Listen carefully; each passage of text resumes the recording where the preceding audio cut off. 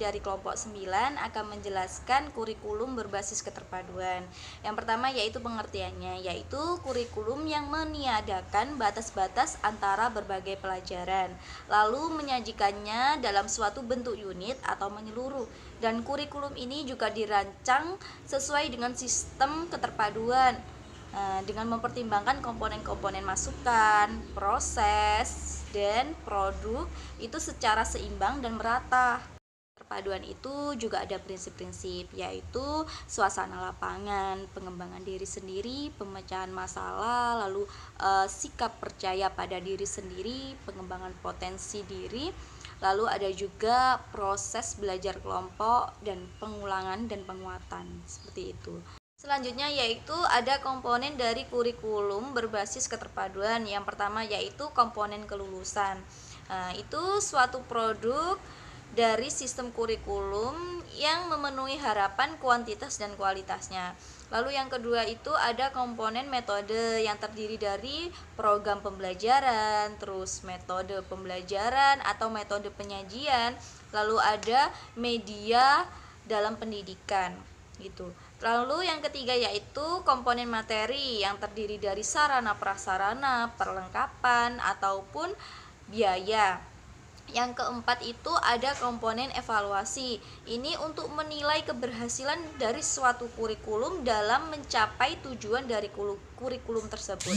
Lalu yang keempat itu ada komponen balikan. Ini sebagai memberi informasi dalam rangka umpan balik untuk proses perbaikan dari kurikulum tersebut gitu. Terus yang terakhir itu ada komponen masyarakat. Ini juga masukan dari eksternal baik dalam secara sosial maupun budaya untuk memperbaiki juga dari kurikulum tersebut dan mewarnai ikut serta dalam kurikulum secara keseluruhan. Selanjutnya saya Kholifatul Asma NIM 12250831171 akan menjelaskan tentang karakteristik kurikulum berbasis keterpaduan.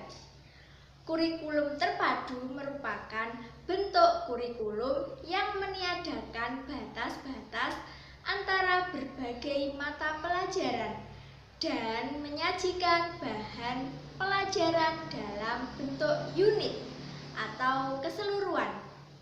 Ciri-ciri organisasi kurikulum terpadu yaitu yang pertama, berdasarkan filsafat pendidikan demokrasi Pancasila.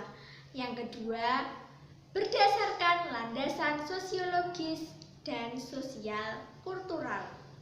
Yang ketiga yaitu berdasarkan kebutuhan, minat, dan tingkat perkembangan pertumbuhan peserta didik. Yang keempat yaitu ditunjang oleh semua mata pelajaran atau bidang studi yang ada. Yang kelima yaitu sistem penyampaiannya dengan menggunakan sistem pengajaran unit. Keunggulan atau manfaat kurikulum terpadu yang pertama yaitu segala sesuatu yang dipelajari dalam unit bertalian erat. Yang kedua yaitu kurikulum isi sesuai dengan pendapat-pendapat modern tentang belajar. Yang ketiga yaitu memungkinkan hubungan erat kaitannya dengan sekolah dengan masyarakat. Yang keempat yaitu sesuai dengan paham demokratis. Materi yang selanjutnya yaitu pengembangan kurikulum berbasis keterpaduan. Kurikulum selalu mengalami yang namanya perkembangan dan perubahan, di mana hal ini menyesuaikan dengan perkembangan zaman yang semakin hari semakin maju. Hal ini pun juga berakibat kepada dunia pendidikan, yang dimana harus menyesuaikan dengan perkembangan yang ada. Dalam pengembangan kurikulum ada beberapa prinsip yang harus diperhatikan. Yang pertama yaitu prinsip umum. Prinsip umum ini terdiri dari relevansi, fleksibilitas, kontinu, praktis, dan efisien serta efektivitas, yang dimana relevansi itu ialah sesuai dengan keadaan yang ada pada saat sekarang. Kemudian yang kedua yaitu fleksibilitas, artinya mempersiapkan peserta didik untuk sekarang dan masa yang akan datang. Kemudian yang ketiga yaitu continue, yang artinya berkesinambungan antara satu kelas dengan kelas yang lainnya. Yang keempat yaitu praktis dan efektivitas, yang artinya mudah dilakukan atau dilaksanakan, kemudian praktis serta memiliki bahan atau alat yang sederhana serta biaya yang murah.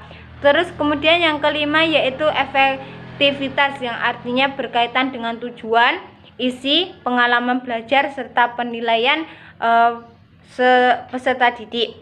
Kemudian yang selanjutnya yaitu prinsip khusus, yang dimana ini ada yang namanya berkenaan dengan tujuan pendidikan, berkenaan dengan pemilihan isi, kemudian berkenaan dengan pemilihan proses pembelajaran. Terus kemudian yang keempat yaitu berkenaan dengan pemilihan media dan alat pembelajaran, dan yang terakhir yaitu berkenaan dengan pemilihan kegiatan penilaian pembelajaran. Itu untuk materi yang selanjutnya saya akhiri. Wassalamualaikum warahmatullahi wabarakatuh.